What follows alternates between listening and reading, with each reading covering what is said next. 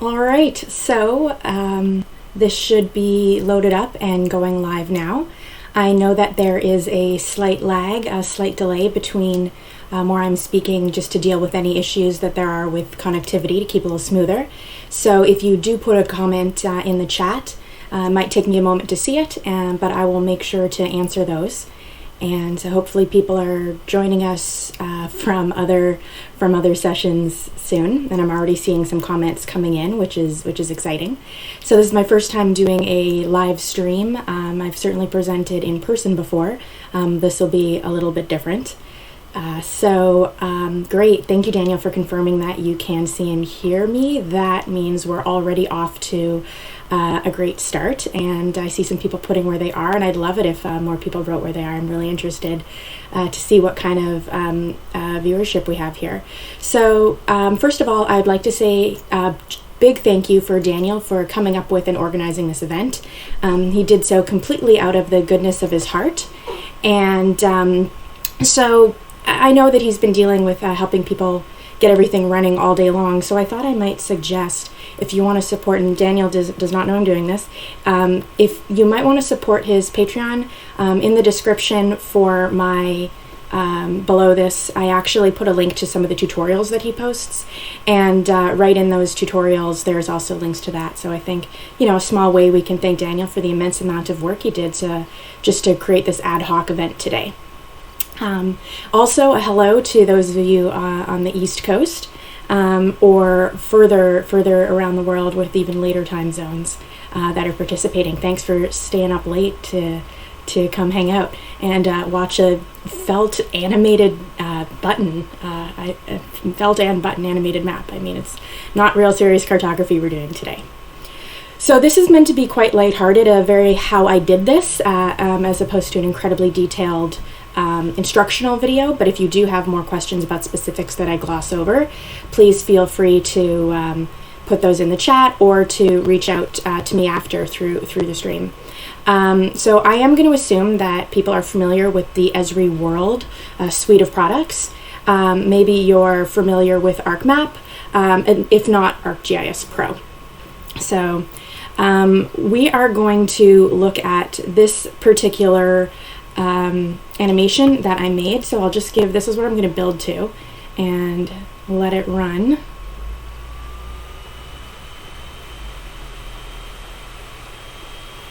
That little button go.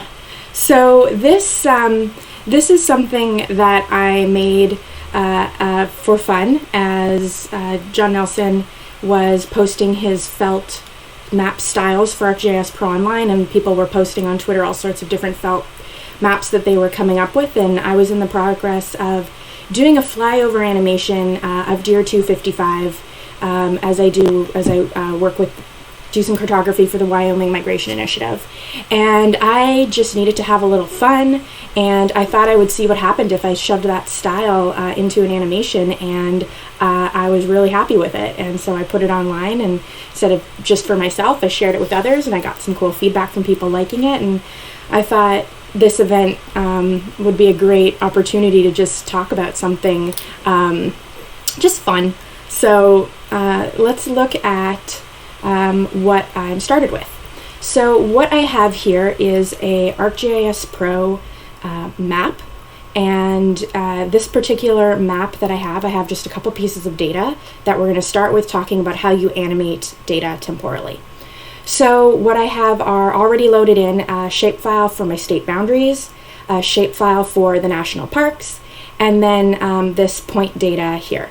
So the point data that I have comes from working with the Wyoming Migration Initiative, and they are a group out of Wyoming, at the University of Wyoming, run by Matt Kaufman, who work to help do a lot of science and outreach, working with our decision makers, policy makers, and the public, understanding how ungulates, or big elk, moose, deer, these types of animals, how they migrate, and why it's important to protect those corridors. And I work at the University of Oregon in the Geography Department's Infographics Lab, where I've been very fortunate to join a team that supports the work at the Wyoming Migration Initiative. And so the data that I have for the GPS points here come from a GPS collar on a deer 255 in Wyoming, and the animation was done with her 2018 data.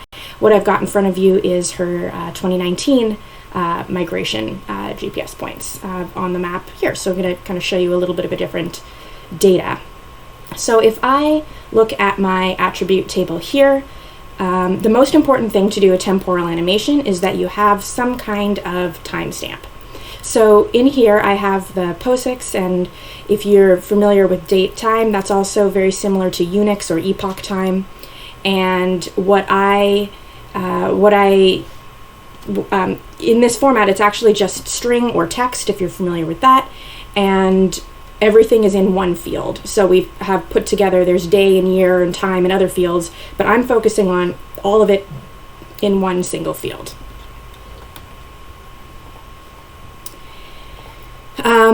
And before I forget, you can find the Wyoming Migration Initiative. I showed their website there, but you can also find them on Facebook, YouTube, Twitter, Instagram, whatever your favorite social media site is. You can check out the work that the Wyoming Migration Initiative does, including and often lots of fun maps that we usually have a hand in.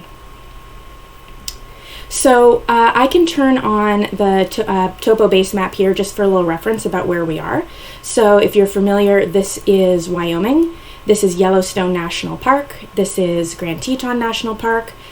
For people who are further away, I will zoom out a little bit further for some context. Looks like it's being a little slow on reloading, but you should be able to tell, where we are in the States. Might look like a bit of an interesting projection, how I'm zoomed out right now. That's because I'm using a nice appropriate local projection for this. I'm using UTM Zone 12, which heads right down the center of the area that I need here. So jumping back in and turning off that topo map. Just looking at the data that I'm actually going to work with. So I showed you the point layer already. The next thing that you're going to need to do to make that animation between the points, if I zoom in really close, what you can see is that there's gaps between the points, and we have areas where deer 255 runs along, finds some delicious grass in a field, stays for a little bit, runs along, stays somewhere else for a little bit. We want to connect all of these with a line underneath that shows the path that she's actually traveling.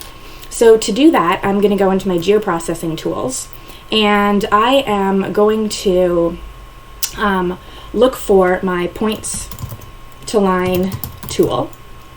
And so the points to line tool here, you can read that it creates line features from points. How about that? Exactly what we want. Hovering over the help, you can see I've got some input points, and they go to a line. So what we would want to do as our input features is have that point feature layer and define some output location of where you actually want your points to go. I only need to define a line field if I have maybe two different animals or two different sets of lines that I want output. And the sort field, usually the FIDs are in order. I don't ever trust FIDs, so I actually will go in and grab my time field and sort by that. I'm not actually going to run this because, I don't trust live presentations. So what I'm going to do is show you this one that I baked earlier. There we go. Geoprocessing tool ran successfully in the past. So turning off the points, you can see the line that actually connects all of those points. And that's the line we're going to symbolize underneath. Now that we have the line, the next thing that we want to do is actually start adjusting time. So what I'm going to do is enable it for the map. So in order to do that, there's a lot of context menus in ArcGIS Pro. So rather than a lot of little buttons, we've got completely hidden sets of buttons. So if I am on anything in my map right now, this layer, this particular map, I do have this purple map up at the top. It might be a different color if you're not in dark mode. I'm going to click on that, and there's a time tab right there. And there's a time button on the left, and this enables or disables time for my map. So I'm going to click it to enable time. At this point, it doesn't look like a ton has happened, but I now have time working so that I can do time queries and things like that. What I'm going to do now that I've turned on time for my map is turn on time for my layer. So any layer that I want to change according to the time that I'm showing, I'm going to enable time for. The national park, it's not going to change. I don't need to enable time for that layer. Same thing with the state boundaries. I do want my points to change, so I'm going to right click on that layer, and I am going to go to its properties. On all of the menu tabs here on the left, the one that I already have highlighted as I was there before is time. And currently, by default, layers don't have time. It has no time on it. And I'm going to tell this, actually, every feature has a single time field. And then I get to define which field I want. Now, it makes a pretty good educated guess that date, it might be what I want. However, it's not.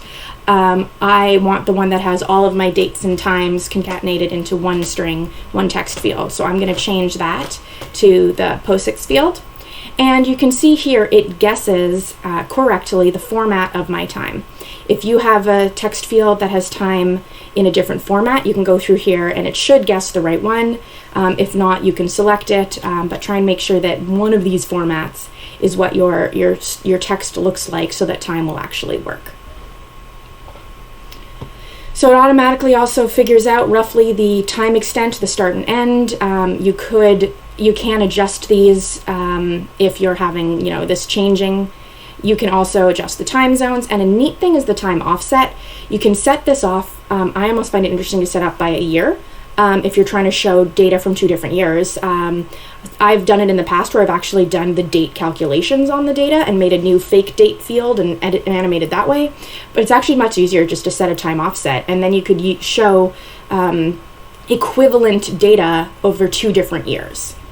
But anyhow, enabling time and setting that time field were my main goals. So I'm going to say OK there, and my data disappears. The reason that happened is we have a current time visible in the map right now that is, let me just drop down this menu. Mostly it's because I'm only showing a half hour at a time. Let me expand this and tell you a little more about how, there we go. Let's actually maybe even go out to about 3 weeks.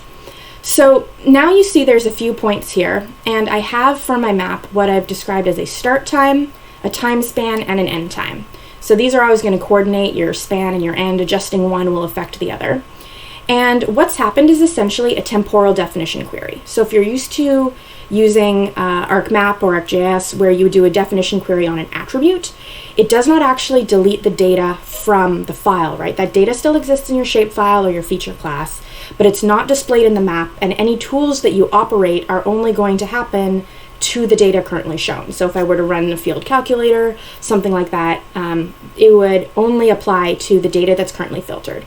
So again, my data are still there, but they're just not visible. So to show that in more detail, I can open up my attribute table, and you can actually see we had, I think it was about 850 points before, and now I'm down to only 35 points.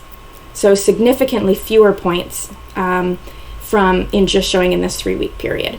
And then we have this time window that another context menu that really likes to hide every time you hover or on it, but it's there.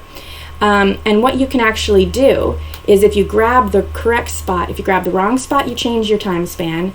If you grab the right spot, there we go, then you actually move the sliding window of your time, your time query, basically, your definition query, but your temporal query on your data. So you might be able to notice as I'm moving that, I'm seeing a different subset of the points on the map, but moving my subset gives the appearance of moving data.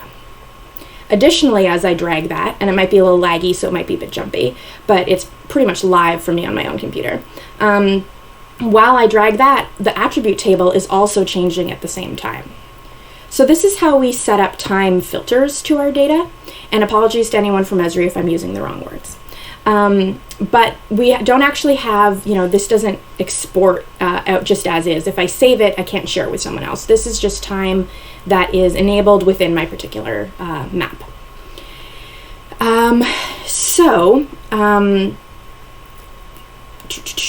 what we're looking at when we look at this, 0.3 weeks is what I accidentally dragged it to here when I had 3 weeks before. A third of a week right now. I don't know how many days that is.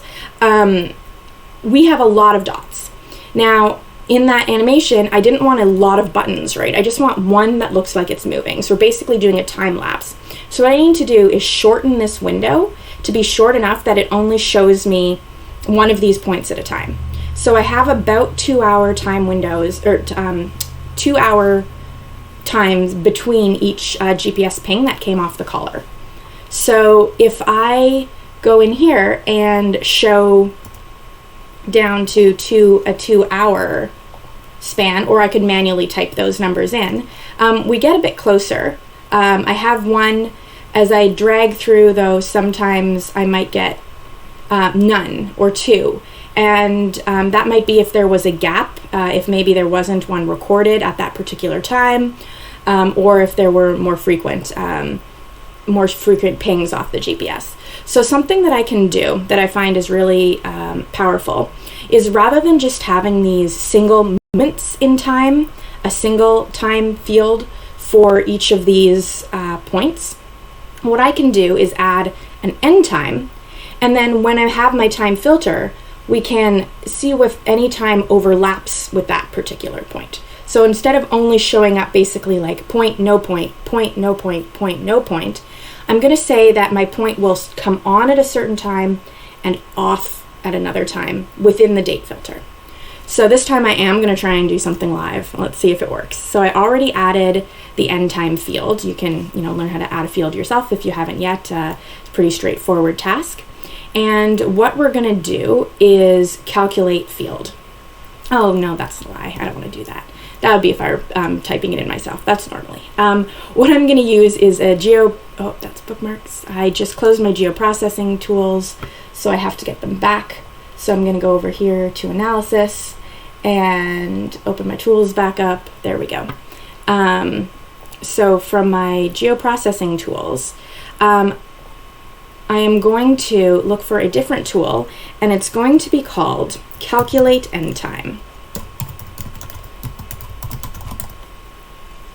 And so what this does is calculates the end time of features based on the time intervals stored in another field. So we can look at the timestamp and then go check what's the next timestamp.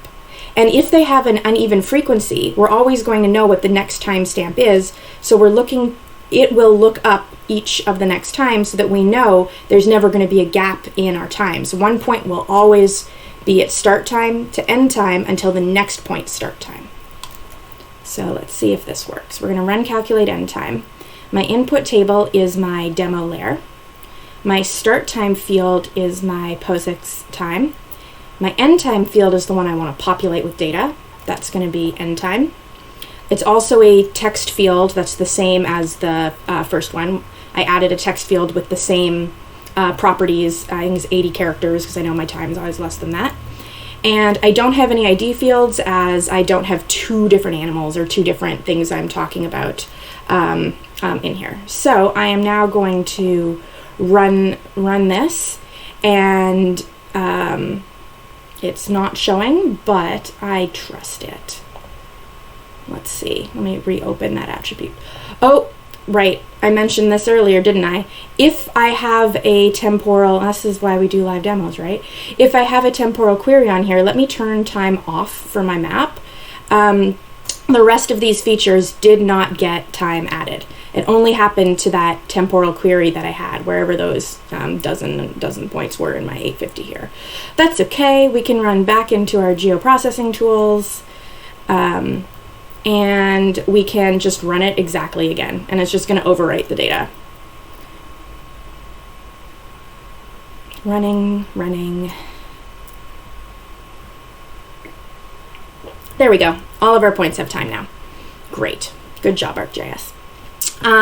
So now that I have time actually start and end times, I'm going to go back to the properties of my layer, and I'm going to tell it that rather than a single field, each feature has start and end time fields. Again, it guessed date, but I'm going to tell it, nope, my start time is actually the POSIX field. It guessed correctly for my end time field. Mostly because I named it well. And now I'm going to say okay. And let's go back into a time window in here, get rid of the attribute table. And now if I drop down to 0.5 days,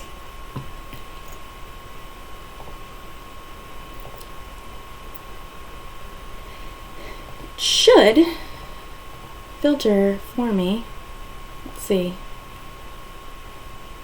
Well, let me go back, zoom out, and oh no, sorry, not 0.5 days. I want 0.5 hours, right? I want to have less time than there are. I have 2-hour increments, so I want to be looking at half hours. So now if I'm looking only at a half hour, I usually, as it adjusts now, I'm only ever going to see 1 point. Because there was briefly 2, so there's something happened there where they just were really close together. But usually I'm just going to see 1 point that exists during that start and end time. Okay, so that's filtering it. But now how do we actually make an animation? So I'm not going to go a ton in detail into this, but I did put in the description a link to the animation basics where you can learn all about keyframes and different settings and how interpolation works between them, setting up different view angles. We're keeping a nice straightforward 2D example here. So what I'm going to do is now I need to add animation to this map. So to do that, I have to go to my View toolbar, and over here there's a little panel called Animation, and this would be activated if I had one, and this is per map. So if I'm on a different layer, I'd have to basically enable that tool, enable animation per map within my project. So I'm going to add animation now to this particular layer. And the first thing that happens is my timeline opened up at the bottom. I have a whole new set of tools that are available to me in the context menu at the top. And it's waiting for me to create the first keyframe. So what I want to do for the first keyframe is decide what time I want my animation to start at. So I have already decided I'm going to go to the time tab here to do that. Looks a lot like it did before. And I am going to say I want it to go to April 18th, 2019. And it got a little bit confused by that span. Let's go back to a half hour. That's where I want it to start. And let's also center, actually that's good enough where that's located. She doesn't go all the way through the park. So what I'm gonna do, this is click create keyframe, as this is where my animation is actually gonna start. So now, that's why I had that higher so we can see it. So now my first keyframe is where the animation will start. And then what I want to do is set where it's going to end. And then the software is going to interpolate and create a single frame for the animation between those two things. So I don't have to set up every single one. I just set up at this point my first and my last. Or if you wanted it to go different ways, you could have it go between a lot of different things. So I added the plus button there to make a second one. They're exactly the same right now. The only difference is it automatically put 3 seconds between them, as that's sort of the default on the animation for when you append a new keyframe here. So what I want to do though is change the date of the start and the second keyframe. So if I go to this second keyframe, I click on it to highlight it. I'm going to go back to time, and I'm going to change the date to what I want my actual end date to be, which is June 30th, 2019. And the point, I don't know if you saw that, jumped to the end. So on the first keyframe, the point was down there, and I changed my temporal query. Now my time's up there. I have to press update on this keyframe. I was just changing what was in the map, not in my animation. So now when I press update, if I go back and forth between these, that point will jump. And what I can do is scrub along. I can grab this timeline here, and I can actually watch how it's going to move in my animation. If I wanted this to take longer than 3 seconds, that's pretty quick. I can go to my export or my animation export menu here. From the animation, I can open that up here from the export movie. I can start setting up a few different things. Oh, that's the wrong export. I want this export. There we are. Export movie, not export. I can start setting up what it's actually going to look like, and I can open up my keyframe properties as well. So those are the two key menus that I'm going to work with now. The properties from here and that movie export one here. So first things first, I'm going to set my output time to 7 seconds, make this take a little bit longer. I don't need to hit update if I've changed something here in this panel. That automatically changed here in my timeline. Now, same thing, it interpolates from my start date to my end date, but when I export it, it'll export a 7-second video. What else is that video going to look like? Well, I can set different ratios, aspect ratios and sizes. So you may have noticed that it cropped square, and that's because this button was enabled that's lock view size. I was exporting a sort of default Instagram resolution and ratio, aspect ratio. They've preloaded in sort of YouTube and some different ones that they think would be handy, or you can type in a manual aspect ratio. And what that does is sort of crops your screen to how it's actually going to export. A lot like layout view and map view that existed when you were using ArcMap in the past. So how do we get to that view of what does that really look like in our sort of more like our layout view? For that, I am going to hit preview, and what you end up with is something that looks very similar, but often your line weights are very different. So that's something to pay attention to, is to pick your resolution of your output animation early.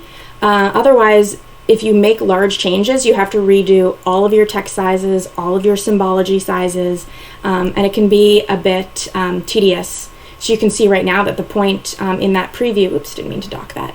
The point in the preview is really small. Whatever, we'll put it back. It seems I've lost my layer menu, but that's okay. Its contents are now hiding. This is fun with ArcGIS Pro and dockable menus.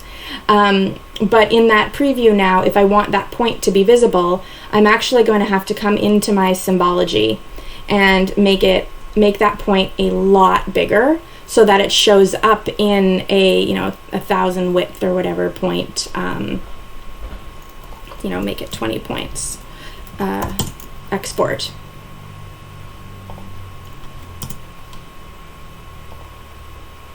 Apply. Oops, that was my outline width. Let's make my point size 20. Enter. Apply that. There we go.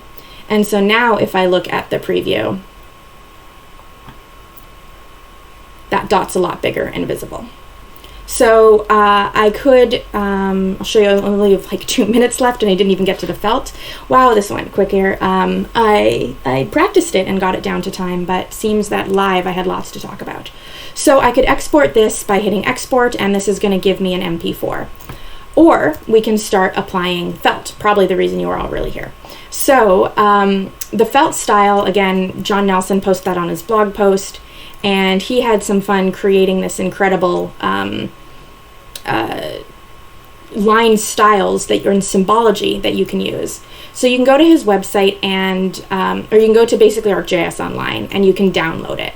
Once you've downloaded a style, you go to catalog and there's a spot here for styles and you can go in and add any that you've downloaded. So I've downloaded some for Color Brewer, his felt styles, others, things like that. Once you've downloaded a style, when you go to your symbology, you can go to the gallery, and instead of your just normal sort of ArcMap styles, you now have all of the ones that you've downloaded. In this case, a button. So there's the button, and then I can go into the properties of that button and look at the layers of how it's been created, and a button picture marker that John scanned. I'm really curious where this button came from, if it's in his sewing kit. And then the actual color that we want to fill. So I'm going to turn that button orange and apply. And now when I scrub through down here, you can actually see the button is what moves along. So rather than symbolizing everything with 0 time, I am going to go to the one that I created before. So you can see I used from the styles. I just pulled in these really fun, really great styles that John built. So you can see the stitches are just made from a dashed line, but then another darker line that he made for the shadow. There's a line that's kind of this shadow indent of where the thread goes underneath. There's a line that's the shadow of the entire piece of felt. I think he's an absolute genius, and it's really cool how these are layered up and built together. And right there in the middle is a color that you can actually play with and adjust yourself if you wanted, if you wanted your line to, oh, that's a different one, to be, it's not the one that's currently highlighted, but if you're a different color, you can see it in the preview. So I went through and added some data from Natural Earth, and I have lakes and cities, and I just use those all, symbolize them all with different styles, and went in and stretched this out to about 10 seconds. And when I go to my export that I have here, you can see I chose to make this 800 by 800 square. The last little fun things that I did was I created at Curie, I saw you in the chat, a suggestion, a little felt deer that actually we animate. So I took an image that she posted on Instagram and put it in Photoshop, turned it into a PNG with transparency, and then added that as a picture marker symbol. So we actually also have our adorable little felt deer 255. It keeps jumping back to the points because that's what are saved in my keyframes. And for it, you have to actually update stuff in your keyframes. That update button is pretty important, or anything you change in your map doesn't stick. So it keeps jumping back. But there's the deer, and that's the basic process. Is I would now export this out, and when I do, that's the one. Let's see, that's the one with the deer. So there you go. There's the version, and I hope that you enjoyed that quick how I did this. I know it wasn't incredibly detailed on instruction, but more on just some fun points that I did. And I really, again, thank Daniel for organizing the day, and so cheers to Daniel and to everyone at home. And I will stay on to answer any questions for a little bit longer in the chat. But thanks, everyone.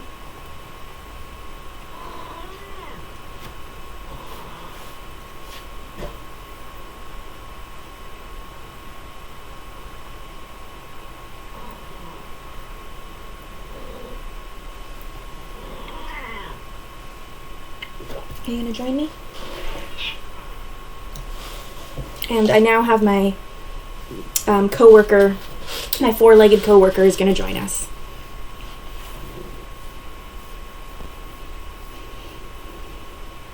Okay, so there's a question about how did I do the label in the felt style. Well, I could not figure out how to apply the labeling to text.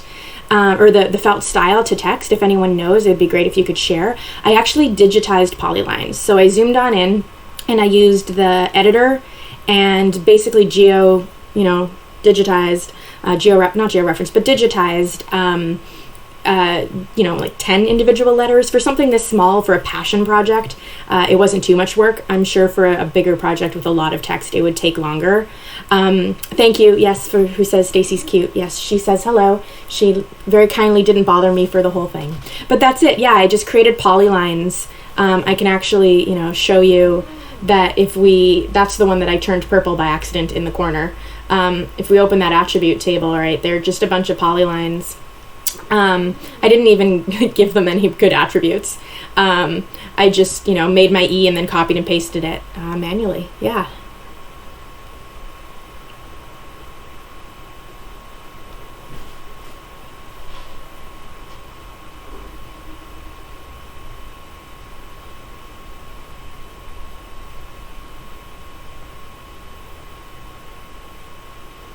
I knew there was a way. Thank you, Craig.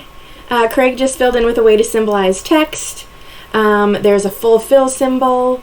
Oh, that's so good to know. I can't wait to try it out. If I ever have to do something like this again, I will definitely do it. Thank you, Craig.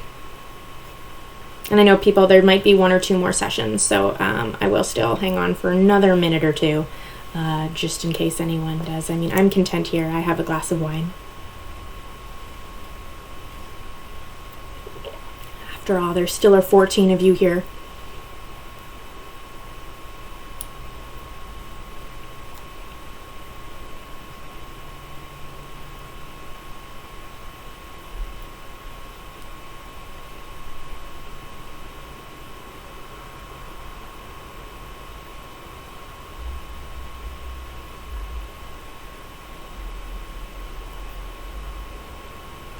Well, it looks like no new questions at this point, but reach out to me online through, Twitter or on here, and I look forward to seeing some of you at NASIS, and the rest of you I look forward to seeing on the web or wherever else. Thanks, everyone.